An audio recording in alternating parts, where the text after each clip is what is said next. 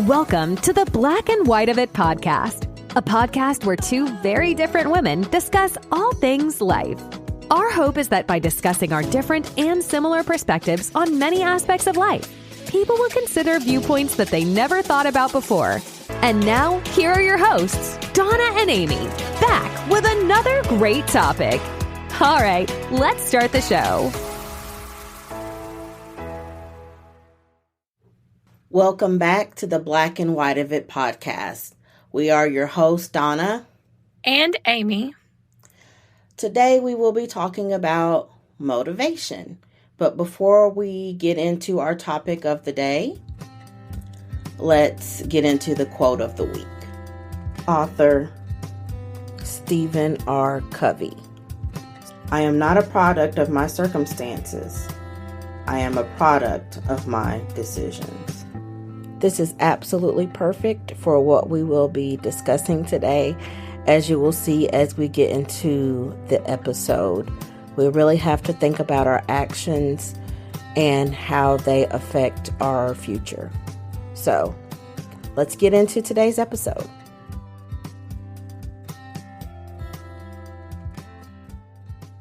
We thought this would be a good topic because people have problems feeling motivated quite often. So the reason we decided to talk about this week is because Amy texted me over the weekend and said, "Hey, I'm having a hard time getting motivated." And I said, "Okay, I got some words for you." So Amy, do you want to talk about exactly what was going on as far as what you needed motivation for? Well, we had a big weekend planned with it being holiday weekend. So I really needed to get my house clean before the holiday and before we went out to the lake.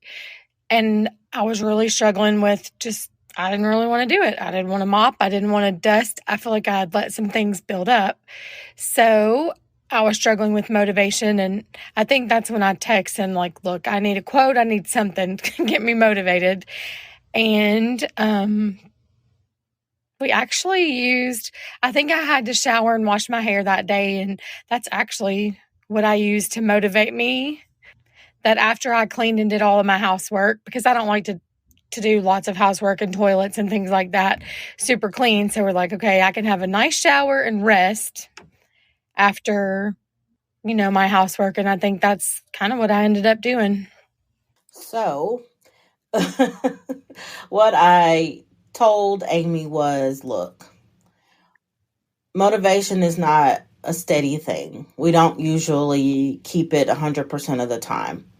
We struggle with that.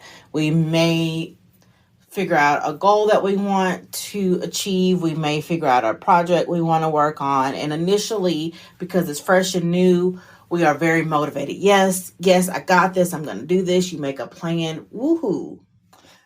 Then you get started and not necessarily anything's going wrong, but your motivation is zapped. And so what I told Amy is we have to have consistency. Now, in her example with the cleaning, that's not really the same thing because cleaning is something that you have to do it probably at least every week or every other week, depending on the individual. Everybody's different. Some people clean every day, some people every week, once a month, a couple times a month. So whatever. That is something we absolutely have to do. And we should practice consistency with 100% for sure. But what we decided, because of it being cleaning and not necessarily like a goal, I mean, she did have a goal to clean the home, but not necessarily like a goal to, work out 5 times a week or something like that. We decided for that specific day that she had not taken a shower yet. She really wanted to take a shower. And she said, well, I'll just go ahead and take a shower first. I was like, nope, stop. This is what we'll do. If you know that ultimately you want to take a shower and you're not going to be able to rest or do anything else until you shower, let's go ahead and clean. And then, you're going to probably feel like you need to shower after you clean anyway. So why be wasteful? You can just go ahead and clean and then take a shower. And it sounds like that worked for Amy this time. It did work. I cleaned all the bathrooms. I mean, I actually really cleaned, to be honest. Dusted things that hadn't been dusted in a while, cleaned up things, and then I think I got my shower, and then we packed for the lake, and then we had a great day the next day, and I came home to a clean house. And I think this is where consistency comes in. So this whole week, I just was downstairs with my husband after working today, and I said, look, we've got to get up and, Windex all the stuff back off, because being consistent helps us not have to spend so much time cleaning whenever it's time to clean. So being consistent with picking up, being consistent with wiping your spills, being consistent, just not leaving things undone. That's a great point, Amy. So, yes, consistency in this instance is just going ahead, and when you see something needing to be done, to go ahead and do it. Or every other Friday, I clean the bathrooms. Every other Monday, we vacuum. Or I know Amy vacuums all the time, so that's not a good example for her specifically. But that's a way to kind of keep things in order. If you make yourself a plan, make yourself, and you stick to it. And that's where I seem to falter a lot. I make the plan. I might even schedule it. And then I don't hold through. The consistency part just doesn't hold up for me all the time. Now, when it comes to cleaning, I have my cleaning lady. So she comes every 3 weeks and she cleans. And of course, I spot cleaning in between her time. But as far as the deeper cleaning, she does that for me. And that's part of my consistency, is putting money aside so that I can have a cleaning lady to do that for me, which I am not the best at. So that's kind of our example for motivation, but I did want to kind of talk about some other stuff that has to do with motivation. So I kind of looked up like a definition. And so just to give you guys an idea of how the world or the intellectuals may view motivation. Motivation is the process that initiates, guides, and maintains goal-oriented behaviors. It is what causes you to act, whether it is getting a glass of water to reduce thirst or reading a book to gain knowledge. Motivation involves the biological, emotional, social, and cognitive forces that activate behavior. And that definition comes from verywellmind.com. So what do you think about that, Amy? What do you think about that definition? I think it's a good definition. I think some of it is innate motivation. Like if you're thinking of getting a glass of water, to me I guess I do have to be motivated to drink water specifically because I know that fuels my body best. But as of getting a drink, to me, like that is just born in you. Does that make sense? Yeah, I get what you're saying. Like, we have to drink to live, and eventually you're going to drink, even if you're not. Right. Even if I'm laying in the bed, I'm going to find something to drink because I have to. Yeah, even if you're not motivated to drink, eventually you're going to have to drink. I definitely get that part about it. How I feel about this is that this is a deeper definition of motivation than I would have thought, as far as it stating biological, emotional, social, and cognitive forces that activate behavior. But it really is all of that. Usually when you're motivated, there is some type of emotional and cognitive force behind that. It could be social. I don't necessarily think all motivation has a social background or aspect to it. Biological, I'm sure, because when you're excited and motivated about something, that does biologically do something. So I can get all of that, but the biggest point that I want to make today is motivation does not stay. It does not stay, and we have to just be consistent. And I will use the podcast as an example. When I got sick, I could have just said, forget it. We just started. There's no need. Who cares? But I know in order for us to be successful, and I mean successful is to gain listeners and hopefully give advice to people and open up people's minds to the different perspectives, we have to be consistent. And so that's why we have continued to push on through week after week, even though life keeps lifing. We are remote yet again today. Amy's youngest was sick.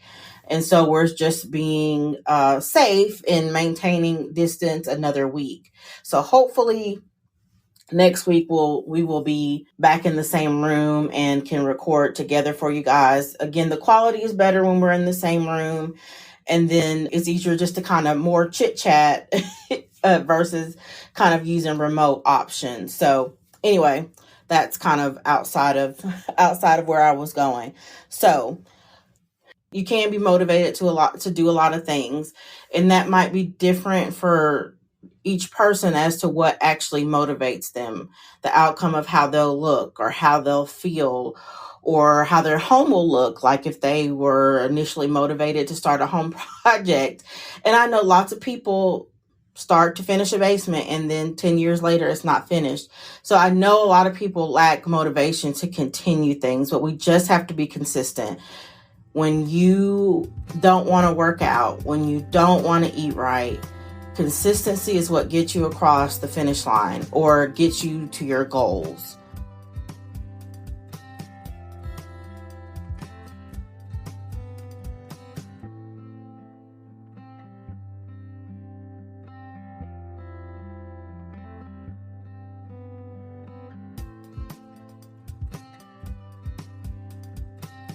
So, what else, Amy, do you want to mention about motivation, lack thereof, how to get it? I really like the point about consistency. You may not always be motivated, but just trying to be consistency in small steps. Like consistent in, okay, so I have one bad meal, but the next meal I start over, or still moving my body even though I didn't maybe go to the YMCA to work out. And I think that's what keeps you motivated toward a goal if you're just consistent in the small steps. There you go.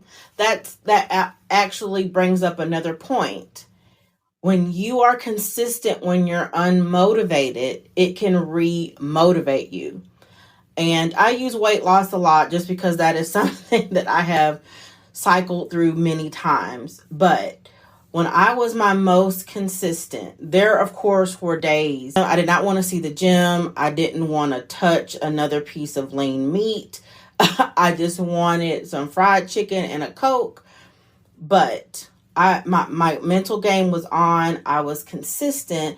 And then when I saw that I was losing weight or that my clothes size was changing or that I could lift heavier, it remotivated me. It re-sparked something every few weeks. It would re-motivate me to keep going. Yes, my hard work and consistency is paying off. I can do this. I can do this. So great point. It doesn't take much to re-motivate yourself if you're staying consistent and then you're seeing the result you want. Again, the basement example. Let's say you needed to add a bathroom and you kept on it. You made your budget. You everything got installed. Everything's working. Okay, the bathroom's in there. Let's just go ahead and start looking at the other part of the basement. What do we want to do with the flooring? Continuing to do it. And then when you see how great these things look, it motivates you, remotivates you to keep going to the different sections. Maybe there's a bedroom, maybe there's a kitchenette or something like that. So I really do agree with that point that staying consistent can really push you to keep going. And that's just something else to remember. If you stay consistent, you'll eventually be remotivated and excited about it. And then when that falls again, the consistency will get you to the next up on the hill. So that's great.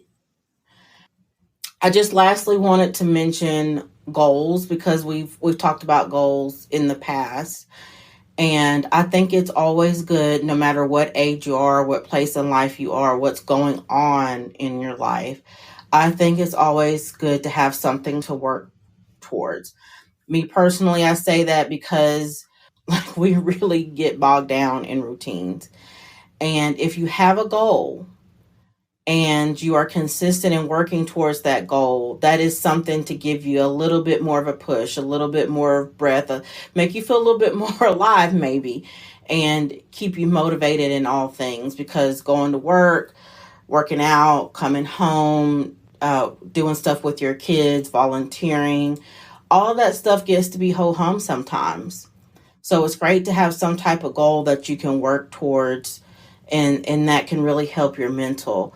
One example is when I first started working as a nurse and I was done with school, and I was like, okay, so what's next? Not even thinking about personal life. I'm just thinking like, so is this it? Like, what's next? You get through high school, you get through college, you're so used to having some type of life marker. I got to get through high school, got to get through college. Then maybe it's to get married and have children, that sort of thing. But I really thought, wow, was this it? What's what am I going to be doing next? It really, is this it? So what do you think about goals, Amy? I definitely think goals help with motivation. Having an end goal. I don't know. I feel like I'm kind of stuck on the weight loss thing too. I have great end goals, but I have not been consistent or motivated to reach any of those goals. So it's a little bit depressing to me, but. I mean, the weight loss thing, it's hard. And I've mentioned that it's a total mental game, and it is. And you have to be ready. And when you're ready, you will stay consistent. It is hard. It is hard. It does make you feel sad. And you just have to mentally prepare yourself. And when we falter, get right back on track. That's usually what happens. We make a mistake. Oh, I can just blow the rest of the day. I've already messed up. Oh, I blew yesterday. I can blow today. And then the week's gone, the month's gone, the year is gone before you know it. And you've not worked towards any of those goals. So I 100% understand. But again, it's a whole mental thing. We have to block out everything else that's going on in our lives or in the world, because it's rough right now, and really focus in on our why. And I think that truly does make a difference. And then, when you're like, forget this, and you make a mistake, even if it's 2 or 3 days, we've got to pick ourselves back up and keep going. I honestly have not started with the food side of it, but the last couple Sundays I have walked at least a mile. So I told myself I would be proud of myself if I did at least that. So far so good, small changes. And hopefully this will continue to push me to the next step. Any other thoughts, Amy? I don't think I have any. I think I'm just going to try with consistency. And then, like you said, have a goal and just do what I need to reach the goal. And maybe reward myself along the way. I think that rewarding, like, saying if I lose this much, I'll get this. Or if I work out this many times, then I'll do this, something that I enjoy.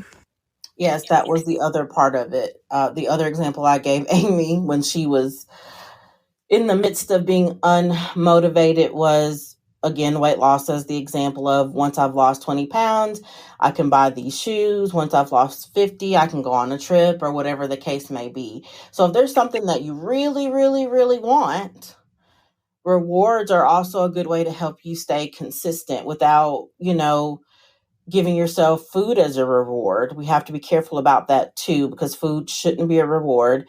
If you want to have a cupcake this week, you should be able to have a cupcake this week. So let's make sure we're not going down that rabbit hole. But yes, so we will start to wrap up here. Motivation is not always going to be there. Consistency is going to be our friend in those cases.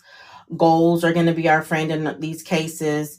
Steps to reach the goal are going to be our friend, and then rewards. And remembering that consistency can help remotivate us on down the line when we see the results that we're wanting. But I think that is all for today, guys. Thank you so much for tuning in, and we can't wait until the next time. Thanks so much for tuning in to this episode of the Black and White of It podcast. If you're enjoying the show, please feel free to rate, subscribe, and leave a review wherever you listen to your podcasts. That helps others find the show, and we truly, greatly appreciate it. Thanks again for tuning in, and we'll catch you in the next episode of the Black and White of It podcast.